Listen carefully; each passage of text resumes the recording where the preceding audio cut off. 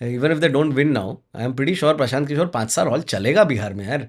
उसके आंखों में कन्विक्शन दिख रहा है, and it is wild to see this. Like who else do you remember who did so much effort? I think Mayawati was the only person I remember जो cycle पे घूमती थी यूपी में, जो आई डोंट रिमेम्बर, मैं पढ़ा है। वो पुरानी बात है, मायावती ने बहुत इलीट जिंदगी जी है।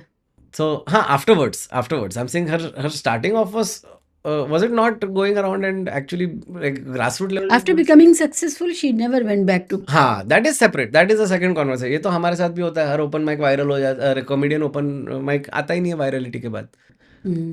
Open mics are the R&D workshop of the heart of the entire scene, where new comedians see old comedians, where regular audience can see anybody, where established comedian might fail. The humanizing experience of. Exactly, अपना society ऐसा है। अगर हम देखें net इसके बाद तो बड़े बैनर्स की फिल्में होती हैं, तो फिर क्या जरूरत है। वही है ना, फिर that's what I always tell people कि यार अगर आप 500 सीट के ऑडिटोरियम ही करोगे ना, 500 सीट के ऑडिटोरियम में मैथमेटिक्स बहुत सिंपल है। मुश्किल से 500 लोग को भरना है, भरने के लिए आपको लाने हैं 250, ठीक है, क्योंकि कोई अकेले तो नहीं आता है, और जो आते हैं, for everyone who comes alone somebody comes with 3 people, so you actually only need 250 people who are actually interested in you. Once you get there, out of that 250 people 150 को ही हंसने की ज़रूरत है, बाकी 150 तो प्रेशर में हंसेंगे। 500 में से 300 हंस रहे कि 500 हंस रहे, सुन के थोड़ी बता सकते हो। So you think you are doing great. Otherwise you'll look dumb if you are not laughing. तो सीन बताइए, इकोनॉमिक्स क्या है इस कॉमेडी सीन की? अभी तो बबल है सब कुछ बबल है मेरे को लग रहा है। I think there is a big mismatch in terms of demand and supply. Why bubble? इतना कन्फ्लिक्ट है सोसाइटी में, और आप जैसे जैसे फ्रीडम ऑफ एक्सप्रेशन कर्टेल होता जाएगा, comedy is the only way where you can express yourself and you can call out in a और ये तो अभी तो जीसी कॉमिक्स का दौर है। This is something I talk about in my special nasty also. The I don't want to be relatable to the audience, because relatability is the death of art. The idea of art is to express how you feel, है ना, अंदर से क्या लग रहा है वो मुझे बताना है। It is that's why if you see any artist are not creating art, trust me, they are not creating art for money. If they are making art it's because अंदर इतनी चीखें हैं ना, तो वो कैसे तो निकालनी है तुम्हें।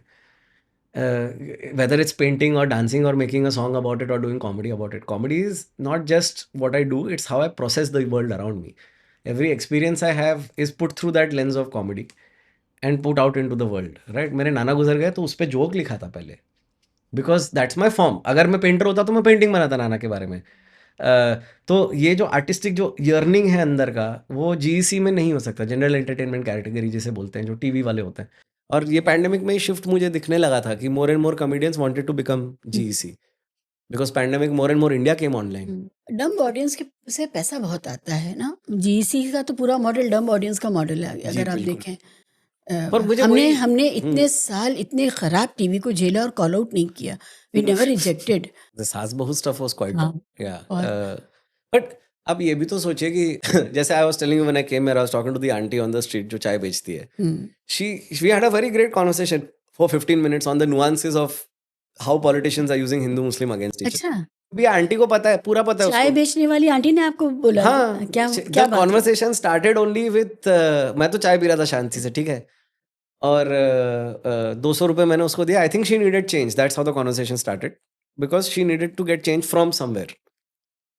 तो वो छोले कुलचे वाला बाजू में बैठा है, तो कह रही है कि जाऊं कि नहीं जाऊं, she was thinking, okay, and then like she found the change somewhere else. Then she says, ये पूरा दिन तो बोलते हैं मुसलमानों के साथ हाथ का नहीं खाना चाहिए, अब देखो सब लाइन लगा के खड़े हैं, इसी को शाम को आके तंग करेंगे कि तू मुसलमान है तो छोले कुलचे क्यों बेच रहा है। So and I was like, you see the irony in this, right? So I was like, चलो इसके पीछे जाते हैं।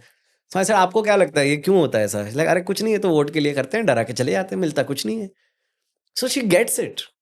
एंड वो डुअलिटी मुझे समझ में नहीं आता है, क्योंकि अगर आप एवरेज लेवल पे आप गांव में जाओ, किसी से बात करो, they have a very neat understanding of what is their politics, what is their economics, what is affecting them and not affecting them. अभी लास्ट 10 साल से आप देखो तो ये जो एक नया कैटेगरी ऑफ पब्लिक आया है जो बस ढोल पीटने में लगा है मस्जिद के बाहर, जहाँ कहीं पे भी उनको तो अगर मौका मिले, भाई आप मस्जिद की बात कर रहे हो, न्यूयॉर्क के शहर के रास्ते में कर रहे हैं ये लोग, यूरोप के रास्ते में कर रहे हैं लोग, अब there is no limit to this. तो ये जो dumbing downness of absolute like fully grown adults is like a more recent phenomenon, but fundamental level पे आपको नहीं लगता सबको पता है what's good and bad for them? जो लोग 30s में सेंसिबल हरकतें करते थे, वो अब अपने 60s में आकर के ऐसे हो गए जो अपने ही को डिफाई कर रहे हैं। जैसे whatever thought process they had, whatever intellect they had, it was all useless, fake, और it was not needed ever. Yeah. So अभी वो उनको बेवकूफियां करनी है। I know people who used to spend day and night trying to raise funds for educational institutes. And they have, in the last 5 years, switched to raising money for religious institutes. And it's like you are doing so good for society. You are doing I check ka camp, and you are doing bacche log ka school bag, and now you're just trying to find marble for this new structure that you're creating somewhere. So yeah, there has been a lot of brainwashing going on. I like to think there is a simple rule to this in entertainment. There is a line in the sand, and the line is of empathy. And you are either pushing the world towards empathy, or you're taking the world away from empathy. So I try to be in the first half of it, which is what also gets me kind of, मैं कहीं का नहीं रह जाता हूँ शायद, क्योंकि मैं दोनों साइड की आर्ग्यूमेंट करता हूँ. तो I can't be a Kamra, and I can't be like blanket statement of ये सारे पब्लिक खराब है, सारी पब्लिक खराब. मैं तो अभी भी मोदी जी बोलेगा, I respect the prime minister's position more than I don't need to respect the guy. That's why we have institutions. We respect institutions. Secondly, like, I think I wouldn't say disproportionately, but massively the conversation goes around how propaganda is working, and not so much around how institutions are being eroded. Because if institutions are being eroded, that's when all this other shit is allowed to happen. You don't have an independent judiciary, you don't have an independent election commission, and now in the last one, Aapka podcast is one of the few podcasts that talks about it. That's why I listen to it so much, because there are people explaining कैसे ये सब dismantle हो रहा है यार. Opposition leader को say नहीं है चीफ जस्टिस में. थोड़ा weird नहीं लग रहा है ये आपको? Like ये and the excuse can't be कि सामने राहुल गांधी है. अरे वो तो मरेगा ना कभी, तो फिर तो कोई और आएगा. फिर क्या? Like then what? Like is that also guy going to be, you're just going to vilify the next guy? तो सामने राहुल गांधी है, इसके लिए आप सेंसिबल बातें ना करें, आप अपनी Exactly. आज की सरकार से अपने हक ना मांगे, आप ये ना पूछें कि हमारे टैक्स पेयर का पैसे से आप क्या कर रहे हैं, जस्ट बिकॉज कि अपोजिशन में राहुल गांधी है. Yeah. और आपने तो राहुल गांधी को वोट नहीं दिया है ना, आपने जिसको वोट दिया आप उससे तो मांगो. But this is the thing with, like, market economy का यही दिक्कत है कि जो दिखता है वो बिकता है. Like, I can talk about civic issues in any city and I will get views on my reel immediately. Okay? But if I start talking about how we've not had a BMC election in 7 years, dude, that is ये लोग कितना 2 साल से ये लोग बिना इसके बैठे यार. They have no constitutional standing to be there in that position. Yes. And they're still there. दिसंबर में इलेक्शन होने वाला है, कौन किसको क्या सीट मिलेगा, मजाक चल रहा है. Does it matter who I vote for if no matter who I vote for, the same fucking party is going to be in Yes. power? तो अपना इंस्टीट्यूशन ही इरोड हो गया है. तो ये वाली बात तो कॉमेडी में आप एक मुश्किल ही हो जाती है, क्योंकि लोग कह रहे हैं भाई मैं तो हंसने आया हूँ, तू मूड और बिगाड़ रहा है मेरा. तो ये वाला जो कॉमेडी सीन है अभी मेरे को जेन्युइनली बबल लगता है. I think the extravagance that a lot of the top tier people show, it is rubbing off on the middle layer of people, and the extravagance tends to matter more than the substance of anything. But if you think about it, what is culture? Culture is what we do at births, deaths and weddings. That's it. That is culture. The rituals. और हमारे सारे culture खोखले हैं. Like when I got married, I met this Swami ji, and he said something very relevant to me. He said, and I've been going to him for advice over the years, for better or for worse. He said, don't forget the importance of form and spirit. कि we embrace form, but we ignore spirit.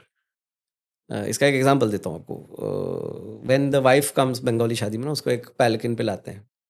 Then she has to do pradakshina of the husband and whatnot, and then पत्ते हटते हैं and you see each other for the first time. Oh, pure cinema moment. लोग बोलते हैं patriarchy, पर हाँ, but like मजा आया. वो पहली बार उसको देखा full with the makeup and she saw my face. I will never forget that moment.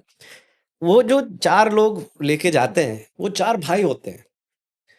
मेरी बीवी के 4 भाई नहीं है. So she said, I want my friends, some of them are female, because they are my because the 4 भाई के 4 pillar है तुम्हारे, जो तुम्हारा हमेशा ख्याल रखते. तो उसकी 4 लड़कियां हैं ऐसी दोस्त, but they weren't allowed to carry that thing. So now spirit is your pillars should carry you. Form is बंदे होने चाहिए. And we always embrace form. In everything we embrace form, and form gets distorted over the years. Same has happened with election process also. The Pretty form much. has form तो भरो ना भरो कोई फर्क नहीं पड़ता है अभी तो.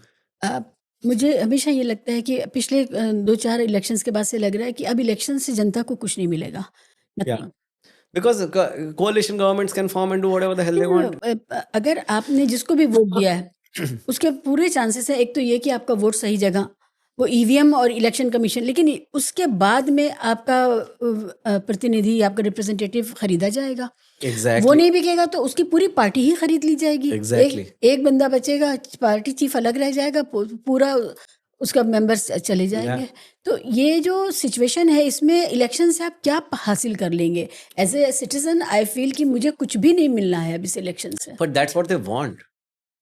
They want you to stop caring. They want you to not turn out. Why do you think all elections, Mumbai का इलेक्शन लॉन्ग वीकेंड के पहले क्यों होता है हमेशा?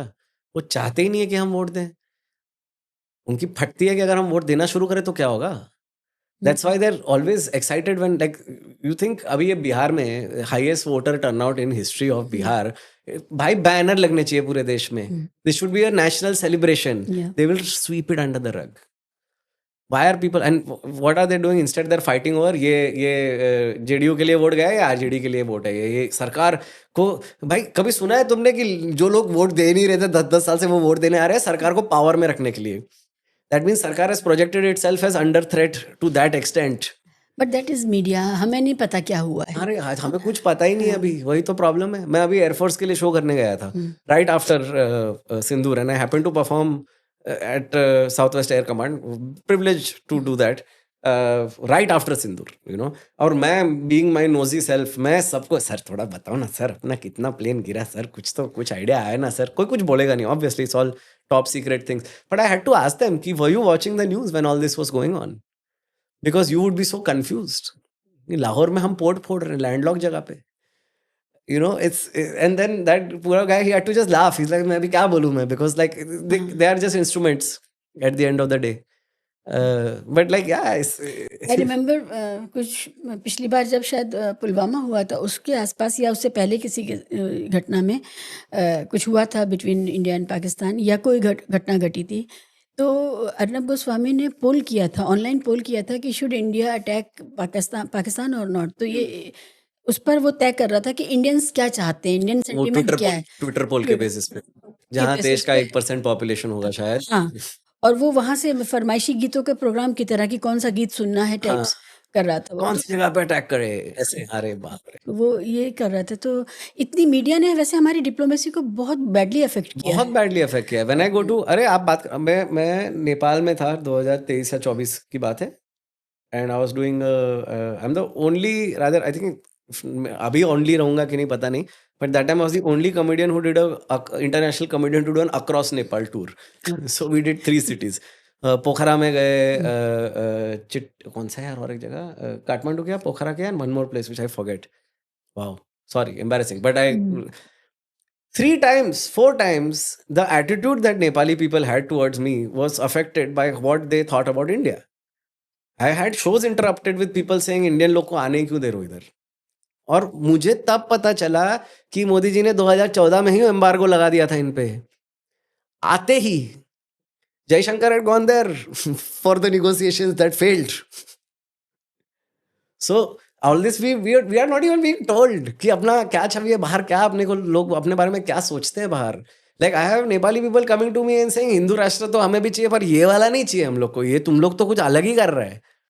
So it really affects what people think of us. I think to an extent North America, Europe started thinking kind of positively about us. Like I remember their opinions in 2018-19 being starkly different from now when I go. Especially when I went to Norway, I do this joke, like, you know, we are inherently racist. We are very racist people. We are, in fact, I think like गोरे लोग को realize नहीं होता है हम कितने racist हैं. We had a unique problem to solve in history because we had to be racist to people who looked like us. You know, Yes. you know how hard it is to invent an entire caste system just to discriminate basis last name because तू मेरे जैसा ही दिखता है. And ये joke India में लोग सुन के uncomfortable होते हैं. Norway of all places, everyone knows the caste system. That is the big export of India. It's not yoga, it's caste system. सो ये तो बहुत दिक्कत है। और एज अ कॉमेडियन ना मुझे तो कभी कभी it's like I was talking about it's a paradox almost, because you always talk about the things that affect you the most, and the best case scenario is that people will laugh at you.